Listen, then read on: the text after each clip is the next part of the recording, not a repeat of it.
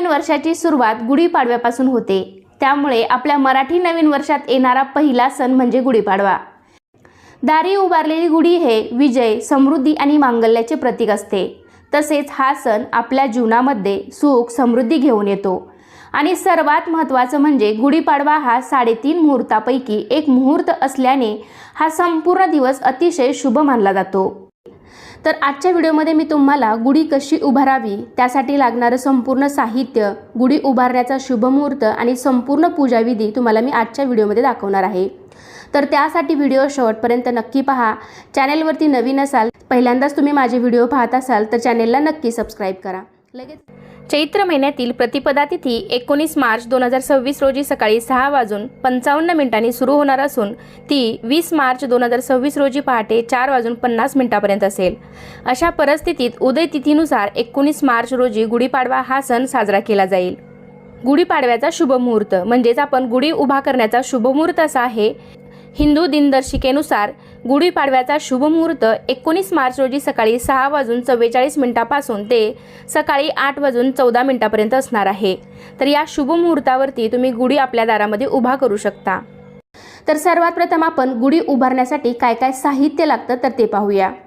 इथे आपल्याला बांबूची काठी लागणार आहे, तर यालाच आपण वेळूची काठी असेही म्हणतो।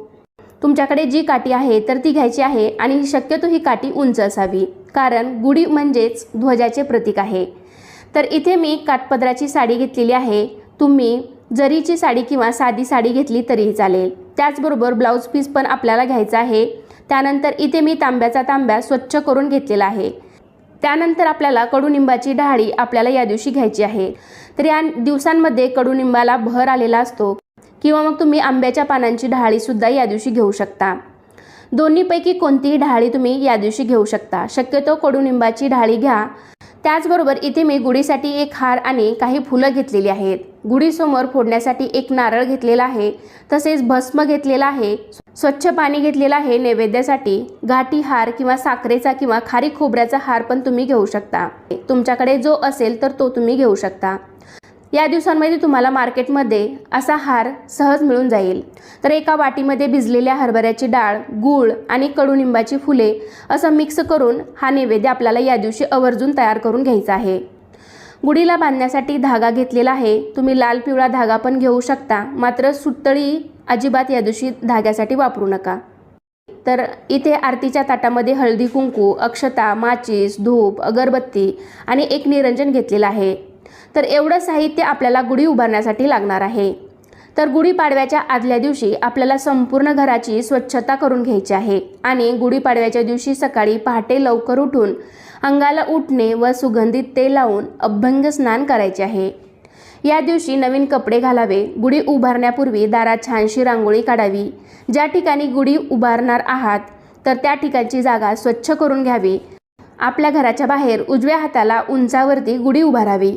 या दिवशी आपल्याला नवीन वर्षाचे आनंदाने स्वागत करायचे आहे। दाराला आंब्याच्या पानांचे, झेंडूच्या फुलांचे तोरण बांधायचे आहे, रांगोळी काढायची आहे। उंबरठ्याचे देखील या दिवशी पूजन करायचे आहे, म्हणजेच या दिवशी तुम्ही हळदीचे लेपन सुद्धा करू शकता। त्यानंतर घरातल्या सर्व देवांची आपल्याला पूजा करायची आहे आणि मग आपल्याला गुढी उभारायची आहे। साधारणतः तुम्ही 6:30 ते 8-8:30 वाजेपर्यंत गुढी उभा केली तरी चालेल। असंही हा संपूर्ण दिवस शुभ मानला जातो। त्यामुळे आपल्याला शक्य होईल तितक्या सकाळी लवकर गुढी उभा करायची आहे। तर गुढी उभारण्यासाठी आपण जी काही काठी घेतलेली आहे तर ती काठी आपल्याला सर्वात आधी स्वच्छ धुवून किंवा पुसून घ्यायची आहे। त्यानंतर इथे मी भस्माची असे म्हणजेच विभूती असते आपल्याकडं, तर ती विभूती घ्यायची आहे आणि असे 3-3 पट्टे आपल्याला काठीवरती ओढून घ्यायचे आहेत। तर संपूर्ण काठीला असे विभूतीचे पट्टे ओढून घ्यायचे आहेत आणि प्रत्येक पट्ट्यावरती आपल्याला हळदी कुंकू लावून घ्यायचं आहे। गुढीपाडव्याच्या दिवशी पंचांग वाचन, सरस्वतीचे पूजन करण्याची ही परंपरा आहे। यामध्ये तुम्ही शालेय साहित्य, वह्या, पाटी, पुस्तके यांचे पूजन करू शकता। ही गुढी आपल्याला मुख्य प्रवेशद्वाराच्या बाहेर किंवा खिडकीच्या बाहेर उजव्या हाताला किंवा बाल्कनीमध्ये किंवा टेरेसवरती उभारली तरी चालेल। तर अशी काठी आपण तयार करून घेतली आहे। तर आता आपण गुढीला साडी नेसून घेऊया। तर नेसत्या पदराकडून आपल्याला अशा पद्धतीने साडीच्या निऱ्या करून घ्यायच्या आहेत। ज्या प्रकारे आपण रोज साडी नेसताना निऱ्या करतो, अगदी त्याचप्रमाणे संपूर्ण साडीच्या निऱ्या किंवा प्लेट आपल्याला करून घ्यायच्या आहेत। गुढीला शक्यतो आपण हिरव्या, पिवळ्या, केशरी रंगाची साडी नेसवावी. चुकूनही काळ्या रंगाची साडी या दिवशी गुढीला नेसवू नका. ही साडी मात्र न घातलेली, न धुतलेली, नवी कोरी असावी. तर अशा साडीच्या प्लेट करून घेतल्यावरती वरून खालीपर्यंत प्लेट एकसारख्या करून घ्यायच्या आहेत. त्यामुळे साडीच्या प्लेट्स अगदी छान दिसतात आणि साडीसुद्धा खूप सुंदर दिसते. तर अशा प्रकारे गुढीला नेसवण्यासाठी साडीच्या निऱ्या करून घेतलेल्या आहेत. आता आपण गुढीला साडी नेसून घ्यायची आहे. म्हणजेच बांबूच्या वरच्या टोकाला आपण ही साडी एखाद्या धाग्याने बांधायची आहे. यावेळी मात्र तुम्हाला सुतळीचा वापर करायचा नाही आणि आपण जो ब्लाऊज पीस घेतला होता त्याची पण छोटीशी उभी घडी करून घ्यायची. या साडीबरोबरच ब्लाऊज पीसही बांधून घ्यायचा आहे. प्रत्येक भागानुसार थोडीफार पद्धत ही वेगवेगळी असते. तर आमच्या भागामध्ये कशा पद्धतीने गुढी उभारली जाते तर मी तुम्हाला दाखवते आहे. गुढीला साडी बांधून झाल्यावरती आपल्याला फुलांचा हार घालायचा आहे. त्याचबरोबर साखरेच्या गाठीचं सुद्धा या दिवशी फार महत्त्व आहे. लहान मुलांनाही गळ्यामध्ये या दिवशी साखर गाठी हौसेने घातली जाते किंवा खारीक आणि खोबऱ्याच्या वाटीचा हार या दिवशी लहान मुलांच्या गळ्यामध्ये घातला जातो किंवा गुढीला सुद्धा घातला जातो. तर आमच्या भागामध्ये साखरेपेक्षा जास्त खारीक आणि खोबऱ्याच्या वाटीचा जो हार असतो तर तो हार आमच्या इकडे लहान मुलांना घातला जातो, तसेच गुढीला सुद्धा घातला जातो. तर या दिवशी या हाराचं फारच महत्त्व असतं. त्यामुळे वाढलेली उष्णता कमी होते. हा हार खाल्ल्यामुळे उन्हाळा बाधत नाही. तर या दोन्ही गोष्टी हाराबरोबरच आपण जी कडुलिंबाची किंवा आंब्याची डहाळी घेतलेली आहे तर ती सुद्धा एकत्रच आपण गुढीला बांधून घ्यायची आहे. कडुलिंबाचं सेवन केल्यामुळे शरीरातील उष्णता कमी होते. त्यामुळे या दिवशी नैवेद्यामध्ये कडुलिंबाचा जो फुलोरा असतो तर तो फुलोरा या नैवेद्यामध्ये टाकून खाण्याची पद्धत आहे. त्यानंतर सर्वात शेवटी आपल्याला गुढीच्या टोकावरती उलटा असा तांब्या ठेवायचा आहे. तांब्या आपल्याला स्वच्छ करून घ्यायचा आहे. त्यावरती स्वस्तिक हे शुभचिन्ह काढायचं आहे आणि गंधाने 5 नाम देखील ओढून घ्यायचे आहेत.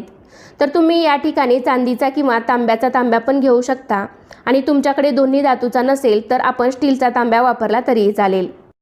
तर अशा प्रकारे मी तांब्यावरती स्वस्तिक आणि 5 नाम ओढून घेतलेले आहेत. तर हा तांब्याचा कलश आपल्याला टोकावरती उलटा ठेवायचा आहे. तर पहा, अशा पद्धतीने आपली गुढी तयार करून झालेली आहे. आता आपण गुढी उभारून त्याची पूजा करणार आहोत. तर ज्या ठिकाणी गुढी उभारायची आहे तिथे जागा स्वच्छ करून मी तिथे एक पाट ठेवलेला आहे. पाटावरती नवकोरं वस्त्र टाकलेलं आहे आणि मधोमध पाटावरती आपल्याला अशी गुढी उभारून खाली बांधून घ्यायची आहे. पाटाच्या भोवती छानशी आपल्याला रांगोळी काढायची आहे. तर या दिवशी तुम्ही पारंपरिक पद्धतीने चैत्रांगण रांगोळीसुद्धा काढू शकता. पाटावरती फुलांची सजावट करून घेतलेली आहे. सर्व रांगोळीवरती आपल्याला हळदी कुंकू व्हायचं आहे. या दिवशी सकाळी शक्यतो 8-8:30 वाजेपर्यंत गुढी उभारावी. फार विलंब करू नये. तर आता आपण गुढीची पूजा करून घेऊयात. सर्वात आधी आपण दीप प्रज्वलित करून घ्यायचा आहे. धूप लावायचा आहे. सगळ्यात आधी दिव्याची पूजा करून घ्यायची आहे. हळदी कुंकू अक्षता फुलं व्हायची. त्यानंतर गुढीची पूजा करून घ्यायची. आपण आधीच काठीला भस्म लावलेलं होतं. आता गुढीला चंदन लावायचं, हळदी कुंकू लावायचं, अक्षता व्हायच्या, फुलं व्हायची. स्त्रियांनी स्वतःला देखील हळदी कुंकू लावून घ्यायचं आहे. त्यानंतर धूप अगरबत्ती ओवाळून घ्यायची आणि त्यानंतर या दिवशी सर्वात महत्त्वाचा नैवेद्य दाखवायचा आहे. तर तो म्हणजे इथे मी भिजलेली हरभऱ्याची डाळ, गूळ आणि कडुलिंबाची पांढरी जी फुले असतात हे सर्व मिक्स करायचं आणि याचा नैवेद्य आपल्याला या दिवशी गुढीला दाखवायचा आहे. आवर्जून या दिवशी हा नैवेद्य दाखवला जातो. गुढीला नैवेद्य दाखवायचा, गुढीजवळ थोडासा ठेवायचा आणि उरलेला जो नैवेद्य आहे तो घरामध्ये सर्वांना प्रसाद म्हणून वाटायचा आहे. तर यामुळे हा नैवेद्य खाल्ल्यामुळे उन्हाळा बाधू नये आणि आपलं आरोग्य चांगलं राहावं म्हणून याचा प्रसाद घरातील सर्वांना खायला दिला जातो. त्याचबरोबर या दिवशी आमच्या भागांमध्ये शेवयाचा गोड भाताचा नैवेद्यही गुढीला दाखवला जातो. काही भागामध्ये थोडीफार पद्धत वेगळी असू शकते. तुमच्या भागामध्ये जशी पद्धत असेल तसं तुम्ही करू शकता. आणि त्यानंतर मग आपण दुपारी गुढीला सागर संगीत नैवेद्य दाखवायचा आहे. मग त्यामध्ये कोणी पुरणपोळीचा नैवेद्य करतं, कोणी श्रीखंडपुरी करतं किंवा घरामध्ये जे काही तुम्ही गोडधोड बनवाल तर त्याचा नैवेद्य या दिवशी गुढीला दाखवायचा आहे. तर इथे मी तुम्हाला दाखवलं नाही, पण तुम्ही गुढीपाडव्याच्या दिवशी दुपारी मात्र जे काही गोडाधोडाचं जेवण बनवलेलं असेल तर त्याचा नैवेद्य दाखवायचा आहे. त्यानंतर सर्वात शेवटी गुढीला निरांजन, धूप, दीप ओवाळायचा आहे. मनोभावे नमस्कार करायचा आहे. तर यावेळी तुम्ही गुढीचा एखादा मंत्र म्हणू शकता. ओम ब्रह्मध्वजाय नमः, ओम ब्रह्मध्वजाय नमः हा मंत्र म्हटला तरी देखील चालेल. त्यानंतर आपण जो नारळ घेतला होता तर तो गुढीसमोर फोडून घ्यायचा आहे। आता इथे मी फोडत नाही, फक्त तुम्हाला दाखवते। काही ठिकाणी अर्पण करतात, तुमच्याकडे तशी पद्धत असेल तर त्याप्रमाणे तुम्ही करू शकता।